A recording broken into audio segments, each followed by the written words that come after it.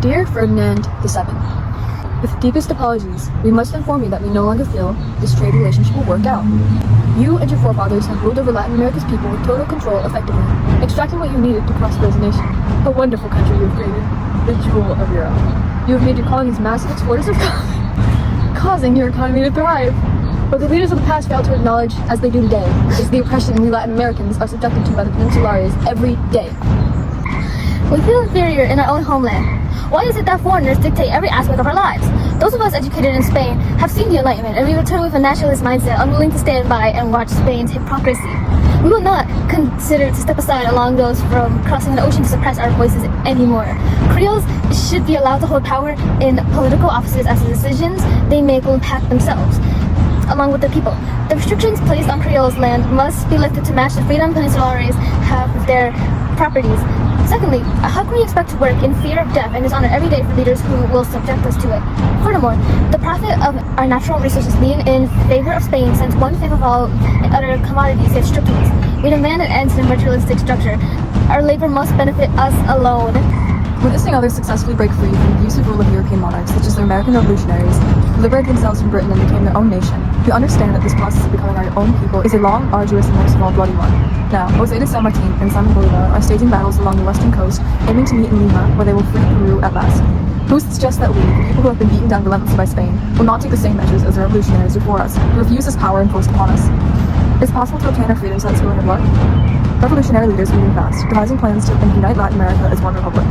Simon Bolivar has made efforts to create what he calls the Angostura Congress, which will be a tool to bring his dream of Grand Colombia to life. The United Republic of Colombia, Venezuela, Ecuador, Panama, Northern Peru, Western Guyana, and Northwest Brazil. Independence from Spain will validate our identity as a capable, strong, resilient people, and we intend to do whatever it takes to secure our freedom. We send our regards, Latin America. It is September 16th and it is 6 a.m. We are expecting clouds with a high chance of heavy rain. We interrupt this broadcast to report live from a disturbance in the town of Dolores. Our reporter has been sent to investigate. Today we're reporting live on what appears to be a revolt by the mestizos and native Mexicans. The cause is still unknown. We'll attempt to interview one of the revolutionaries. Where are you all coming from? We were in mass led by Father Hidalgo and told us it was time to revolt against the Peninsulares. It seems Creoles are being attacked as well. Was this planned? Those are Creoles? Why did Hidalgo tell you to go after the Peninsulares? He told us we don't put up with Spain's governors for too long, and it was time to reclaim Mexico for ourselves. Revolution. We went to go after the Peninsulares because of their loyalty to Spain, but the Creoles look just like them. I guess we got a little confused. How many supporters has Hidalgo gained since his declaration? About 40,000 if I had to guess. Shocking. And where is Hidalgo now?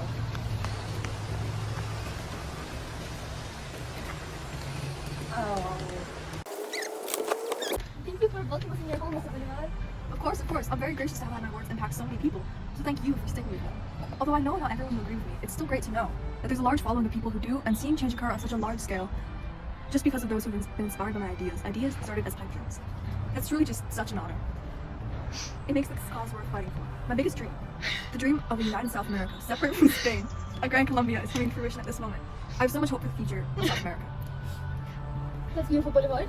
That reminds me, you, Newark, that Jamaican letter. Do you mind explaining the process that went into that and what it means to you? Well, it actually began as a response to another letter, one written by a companion I had met during my exile in Jamaica. Hold on. Do you mind explaining how you ended up in exile? I'm sure the viewers would want to know. Oh yeah, sure. To be completely honest, I was the one who made the decision to exile myself, or rather seek refuge in Jamaica, in 1815. It's a choice I'm not exactly proud of, but I couldn't bear to stew in my failure anymore. I was unable to unite revolutionary forces during the siege of Cartagena, and just before that, I'd lost Caracas, my hometown, to royalist forces. I had to leave. That's very interesting, but why Jamaica? I mainly chose Jamaica because it was an English colony. I aimed to win support of the British forces and show them my plans for independence, the independence movement in South America. So, when I penned my letter to that Jamaican gentleman, in some ways, I wanted to appeal to English audiences, gain notoriety, I suppose. Were there any other ways you plan to appeal to the said British audience? Funny that you asked that, because I actually gave them the Spanish American provinces of Panama and Nicaragua to build the waterway. By showing them how they could benefit economically from the independence of Latin America, they'd probably listen. I would have never guessed that you were the one who provided them with Panama and Nicaragua. I sure wonder what those could end up being. I suppose it's time for a break. You provided a lot of information. We will be back after the next story. It seems something very important is going on.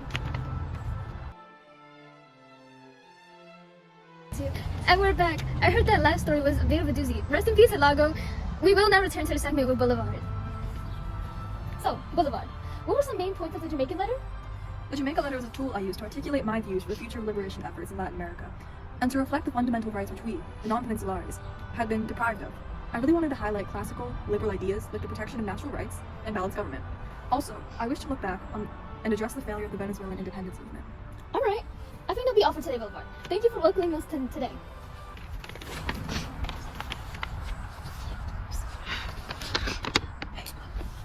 Will I get paid for this? Yeah, probably. Oh, nice, cool. Why are you asking? Why are you asking? Well, I'm poor, so, you know, I need money. Someone tried to assassinate me. Just throw me a little cash. Will you? I'm thinking about dying a violent death. Times are tough. I don't have a wife. No kids either. Please, please.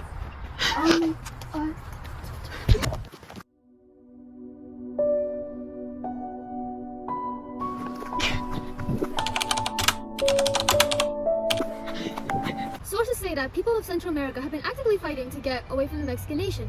These Central Americans, such as people from Guatemala, Nicaragua, Honduras, El Salvador, and Costa Rica, have been wanting to be separate states from Mexico for about 2 years now, much to Emperor Augustine's discretion. We have been formally invited to one of the meetings held to make a game plan for what Central America will do once they are away from Augustine. We've decided that we will stay united, just without the involvement of Mexico. You heard that right. Central America isn't going to completely split up. The reporter on our team who attended the meeting said that they were going to become its own nation and have chosen to be called the United Province of Central America.